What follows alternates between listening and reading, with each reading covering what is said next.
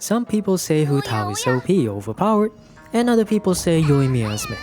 Raiden had a bad reception at release and suddenly became meta. Ito, well, yeah, you know, the one and only numero uno Arataki Ito is alright, but some people consider him not that great, and for some reason liking Venti is gay? Hello everyone, it is Ethereal here, and in this video we will be figuring out the reason behind why the players of the community deem certain characters in Genshin Impact to be strong while others aren't as good or bad. So this is the first video of its kind on my YouTube channel, and I do look forward to seeing more of these types of videos out there. And the reason why I wanted to make this video is I want to clarify to people, or mostly casuals or people outside of the Genshin community and maybe the Genshin community itself, to clarify why these takes exist and how these opinions are formed. However, do note this disclaimer, we are only considering the character in terms of their performance, damage, meta and all that kind of things, so we will not be considering their aesthetics or their personality because we want to keep it within a vacuum. So without taking too much time, what I'll be doing is I'll be doing multiple comparisons and highlight some of the characters that are considerably alright or characters that are not that great. So the first comparison we have will be in terms of the DPS category. So I have chosen two examples for this, and we'll talk about the first one, Hu Tao. Hu Tao is renowned to be one of the strongest single target DPS out there, on top of being a wielder of the pyro element and being a polearm user. So why exactly is she good? So let's look into the facts that make her the way she is. So first of all, her being pyro gives her access to amplifying reactions in Genshin. And for clarification, amplifying reactions are reactions when multiple elements meet and they will amplify the damage that causes reaction. So in this case, vaporize and melt. And another one why I feel like she's strong is because apparently her charge attack has a very short ICD, and her charge attack's ICD is separate from normal attack. So theoretically, this allows her to consistently perform these amplifying reactions, most notably vaporize. So why is she one of the strongest single target DPS out there and very well praised by a majority community as one of the better characters out there? First of all, her playstyle revolves around performing a lot of charge attacks, which is probably one of the more higher source of damage aside from Hu Tao's elemental burst. And since it is a single instance of a high damage output alone, you can take advantage of elements such as vaporize and melt to amplify the damage even further. And then the second point I want to look at is her Blood Blossom. So her Blood Blossom gets applied on enemies that has been hit by Hu Tao's charge attack, and that essentially is just extra damage for free, and multiple Blood Blossoms can exist simultaneously. This means that she is able to do damage on multiple enemies simultaneously despite being highly oriented towards doing single target damage. And now for her closest comparison, the one character that everyone always compares her to Hu Tao, our favorite single target Inazuma user, Yoimiya. Yoimiya is often compared to Hu Tao since both characters excel in doing high single target damage. And now let's move towards why is Yoimiya often compared to Hu Tao, and why is she considered by the community to be inferior compared to the likes of Hu Tao. So first of all, we know that they both have pyro characters, and unlike Hu Tao, who has a separate ICD for her charge attack and her normal attacks, Yoimiya suffers from that ICD or internal cooldown rule, which in case you guys are not familiar with this, let me go over what ICD is. So an ICD applies to the internal cooldown for how often you can do reactions. So the general rule is that you will do a reaction once every 3 hits or every 2.5 seconds. Now the next issue for Yoimiya is because her highest damage in one instance only comes from her 3rd normal attack chain and her 5th normal attack. And given how she's a bow user and you need to stand completely still, uninterrupted to finish your full normal attack string, the moment she gets interrupted in any shape or form, whether you try to sprint to dodge certain moves, or you get interrupted or you get knocked back by some sort of enemy, you're basically suffering from quite a significant amount of damage loss because the normal attack string resets. It does not maintain, unlike the likes of Ito. And another issue with Yoimiya is that her burst is very finicky on top of having an ICD. Because here's the thing, here's a few points. I've discussed this with Remorin, one of my friends who has a triple crown Yoimiya since her very original banner back in 2.0 when the Inazuma came out. So here are the problems that he listed. So her Q, her Aura's Blaze, doesn't transfer as easily since it applies only to one enemy, and the thing is, if you want to spread that Aura's Blaze mark to someone else, you not only do you have to kill the enemy affected by Yoimiya's burst, when the enemy dies, there needs to be an enemy nearby to continue or receive the effect of the Aura's Blaze. Plus, according to him, he also mentioned that the duration of her burst does not refresh. So if the transfer happens towards the last second or last 2 seconds of when the burst is still up, it might just do 1 tick of damage, and that's all there is to that.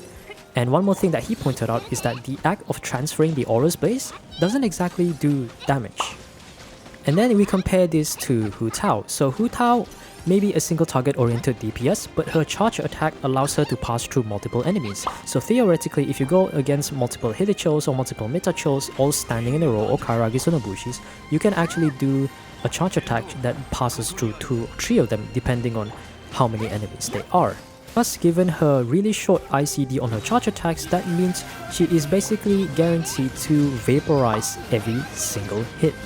Compared to the likes of Yoimiya, who, despite the trailer bursting the idea that her kit revolves around fireworks, and with this we have this impression that she's supposed to have a lot of AoE, she doesn't exactly have any source of AoE damage outside of her burst, on top of having internal cooldown or ICD, thus making it difficult for her to vape consistently, especially when it comes down to her strongest hits, the N3 and N5. So now let's move on to the support category. So for this, I've selected 2 other characters. Once again, we will talk about the one and only, the 6-star Pyro Archon, Bennett. So Bennett, what exactly does he do? He is a sword character that utilizes the Pyro vision, and he holds multiple roles. Initially at Constellation 0, he can be either a healer or an attack buffer depending on how much your active character's health is, whether it is above 70% or below 70%. The attack buff only applies above 70% HP and it heals below 70% HP. However, these restrictions get removed at C1, so this allows Bennett to do both healing and buffing the active character's attack at the same time.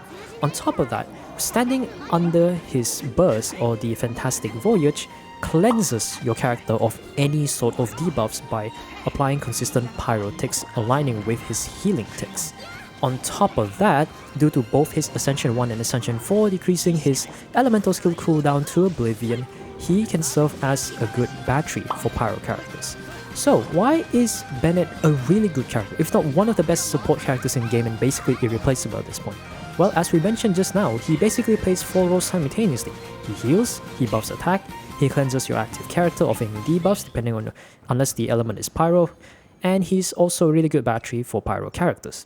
And the fact that he actually holds all these 4 roles and performs them really well, it allows more variety in your team composition since you are restricted to a party of 4. So if Bennett can hold the role of basically 4 characters as a single character, so it's like a 4-in-1, that means your other 3 characters could just be other different forms of support, and a Nemo, Viridescent Venera, Resistance Shredder, maybe a Shielder, and of course a DPS.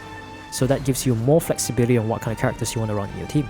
And then now we compare to probably the closest thing we can compare Bennett to, Kujo Sara. So Kujo Sara is the Raiden Shogun's intended support that came along with her during the introduction of Inazuma and the introduction of the Raiden Shogun banner. She is also a fellow attack buffer similar to Bennett, and both her elemental skill and her burst can perform the attack buff to the next character that you swap into. So you might be wondering, they both can attack buff, and sure, Bennett has more things that he can do versus Sara, but why is it that Sara is not considered that great of a character? Well, let me go over through these points. So first of all, Sara's burst cost in order to perform the attack buffing that's available in her elemental skill is 80, which is significantly one of the more expensive burst costs in the game, while Bennett only has a burst cost of 60.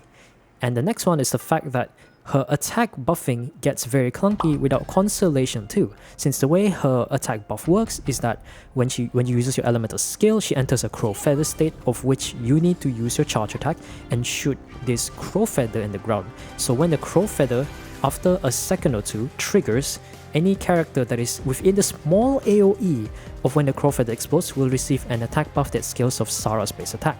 And without Constellation 2, you have to rely on your Ascension 1, and you have to quickly swap in into Sara assuming you don't have your burst, and quickly swap off to the next character. And the next thing is that the attack buff only can apply to a single character because it only applies the attack buff in a single instance on top of having an extremely short duration of 6 seconds versus Bennett's Fantastic Voyage with a duration of 2 times the amount of 12 seconds. Kujo Sara is known to be an arguably worse than Bennett without Constellation 6 since the Constellation 6 allows her to add 60% crit damage to electro characters affected by her Tengu Jurai or her attack buff. And finally, the last comparison that is very much up to date with the current banner by the time I'm recording this is our Anemo VV Shredders. So this time around, the first person I want to talk about is Kaedehara Kazuha. So, we all know Kazuha, at least C0 Kazuha, is equal to performance to the characters that we want to compare to, which is C6 Sucrose in terms of team buffing. That's very general knowledge for now for anyone who is interested in him. So what does Kazuha do? He buffs elemental damage to the team upon causing the swirl reaction depending on what element got swirled.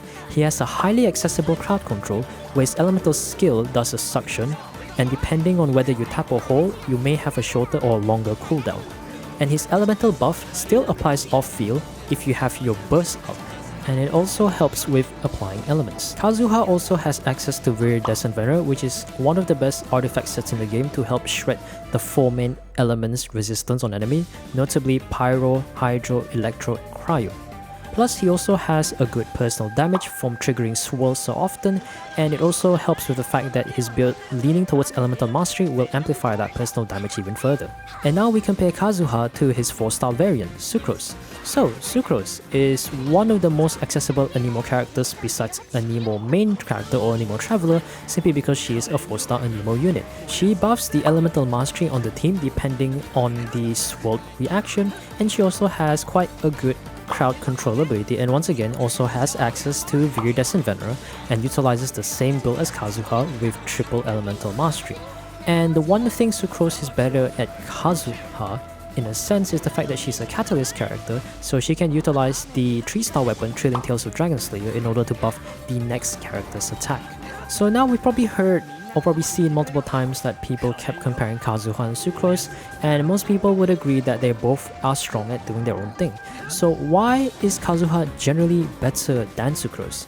So first of all, he has a very low cooldown on his crowd control ability, which is tied to his elemental skill, with the tap E being 6-second cooldown and the hold E being a 9-second cooldown, and being a really effective crowd control, second best to Venti.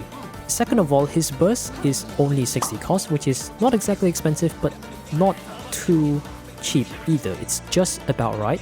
Plus, with the fact that he has a very low cooldown on his skill and a very good burst cost, he has an extremely high uptime on his elemental buffing capabilities, because his burst, once it applies an element or absorbs an element, will still buff the entire team's elemental damage, because Kazuha's passive, the elemental buffing one, still applies off field. And then now we compare this to Sucrose. So Sucrose, the thing is, most of her kit is Constellation lock. Her elemental skill has a very long cooldown of like 15 to 16 seconds, and that's probably the most reliable source of energy and crowd control. Constellation 1 is needed for energy generation and more consistent CC because it gives her a second charge on her elemental skill. Plus, her burst cost is 80, which is relatively expensive, so it's even more difficult to battery her to get her burst. Plus, as I mentioned before, we all know this, you need C6 Sucrose to even compare to the likes of C0 Kazuha in terms of performance and team buffing capabilities. Arguably, Constellation 6 on a 4-star character is not exactly accessible to a new player or most people, depending on the state of their luck. Not to mention that her burst has a very small absorption AoE. It's actually smaller than you think it is despite the visuals, because I believe the absorption range is only within the butterfly, or at the core of the butterfly. And I find myself in certain situations where sometimes if you don't time the Sucrose swirls right with her elemental skill, her butterfly will not absorb any element. Thus, if you have C6, it's basically useless because the butterfly did not absorb any element at all. And the Sucrose quote-unquote tech that I'm talking about is that when you throw out her burst, you have to have a single charge of her elemental skill, and the enemy needs to have an element applied already, and at the same time, you have to time your elemental skill to swirl that enemy affected by an element at the same time that the butterfly lifts itself. So like, the moment the butterfly goes swoosh, you also have to use Sucrose's elemental skill to kinda apply a huge AoE and swirl to have a higher chance for your burst to get an absorption, thus utilizing C6 and do extra damage. So overall, Kazuha is better than Sucrose, mostly due to consistency rather than performance.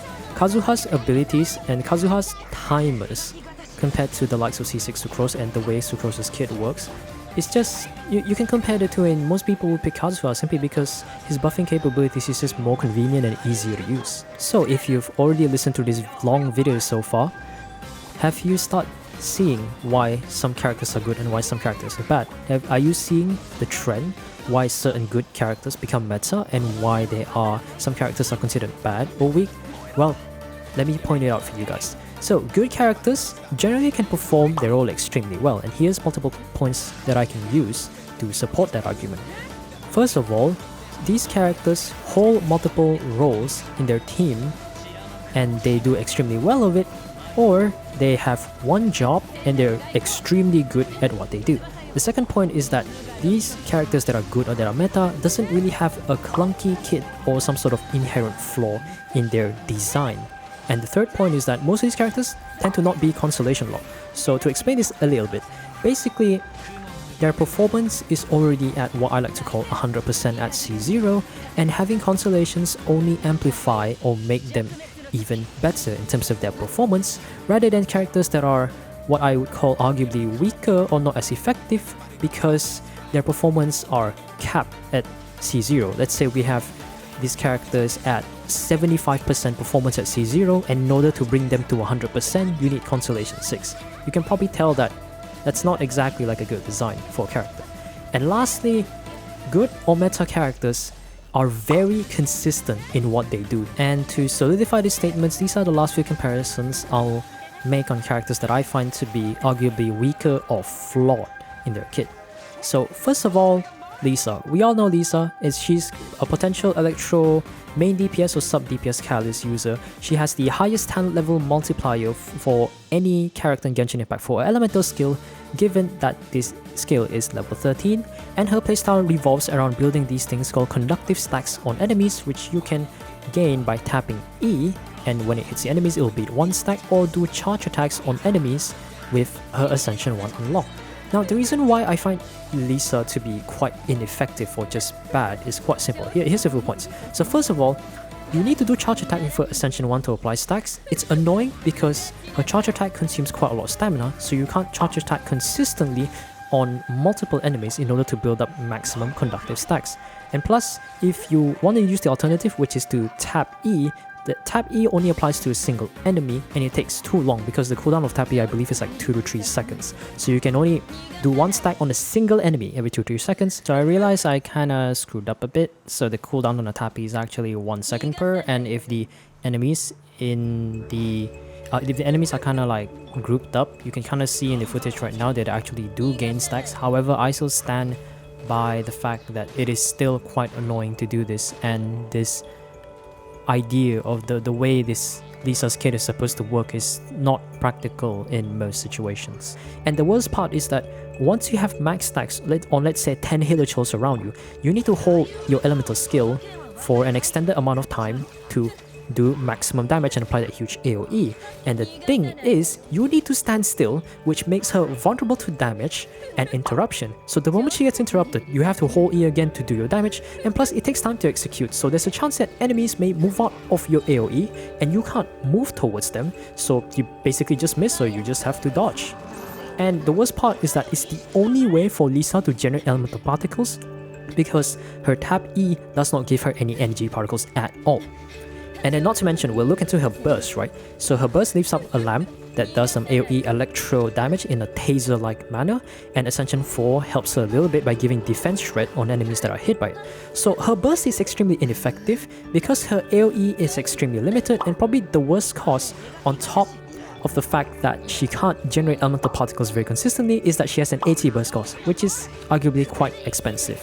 So TLDR, Lisa's kit is extremely constellation locked, and she doesn't feel like a fully functional character without the likes of Constellation 6. You can probably look up the constellations, I'm not going to point it out because the video is going to get too long. So next character, and the final character I want to talk about, is the one and only, you lost your 50-50 to her, yep, it's Chi-Chi. So Chi-Chi is one of the best healers, if not the best healer in the game in terms of the amount of raw healing output that she can give. You might be thinking, well, if she has the best healing output in the game, then why is she bad? So let me point out some points that I think anyone who has Chi-Chi or anyone's played this game for a while can kind of agree on. First of all, mostly her kit is just very inconsistent. Her elemental skill has a 50-second uptime and overall 30-second cooldown, so that means after 15 seconds, you have a 15-second downtime before you can use the elemental skill again, unless you have, I don't know, either double a Nemo or probably you run Sacrificial Sword on Chi-Chi, and even if you do run Sac Sword, you still need to be on field as Chi-Chi in order for the passive to proc to reset the elemental skill cooldown. Plus, her elemental burst has an 80 burst cost. It's hard to farm. Now you must be wondering, why is it difficult for her to get energy? Can't she just generate energy, or can't you just bury her? See, here's the thing. Chi-Chi's elemental skill does not generate energy on hit. You require Constellation 1 so that every time the elemental skill hits an enemy, it regenerates 2, a mere 2 energy to Chi-Chi. And why I don't like it is quite simple. This utilizes the analogy of create a problem but sell the solution. Chi-Chi is a 5-star character, and asking people to get C1 Chi-Chi just for her to have a chance to get her burst, which has probably the most source of healing, which applies an AoE talisman, it's not gonna work. And also, I guess there's her Ascension 4, where she attacks enemies. She has a chance to apply the Fortune Preserving Talisman, where any characters that hit the talisman can heal themselves based on the damage they do, but that requires you to be on the field. And most of the really good healers in the game, Bennett, Kokomi, Barbara, Jean, doesn't really require you to be on the field. You swap them in, you use the ability, and it heals the entire team, and then you just swap off. So that's enough of me ranting, and let's try to close off the entire video. So overall, good characters are good at what they do and they become meta, and bad or flawed characters just don't perform their job as good or as efficient as they should be. Or in other words, good characters have a kit that just works and synergizes really well, and it's very simple and yet effective. It just works, while bad or what I call flawed characters have a kit that don't exactly work well without constellations, and even if you have constellations, they're still very lackluster in terms of performance and fluidity. So I hope this video kind of helps anyone who's watching to kind of clarify why some characters can be bad and some characters are good, and why people think certain characters are trash, because I think most people, at least the one thing about the Genshin community that I find, is that they seem to rush towards a conclusion without reading the disclaimers or forming any form of opinions and thoughts for themselves. So basically Twitter. But yeah, jokes aside, I hope that clears up some misconceptions out there. So if you got any sort of questions, of any of you guys watching this video have any form of questions, you can head over to Twitch or join my Discord, or just leave a comment in the YouTube and maybe share it with your friends or whatnot. Just let me know what you guys think. Maybe there are some points that I kind of missed out. Just let me know. And yeah, so I'll probably try to figure out other topics I can talk about, mostly Genshin related, because I am a week 1 player and that's probably going to be my best video. So yeah, hope you had a good time. Hope I clarify any sort of questions that you had about this topic, and I'll see you guys next time. Bye!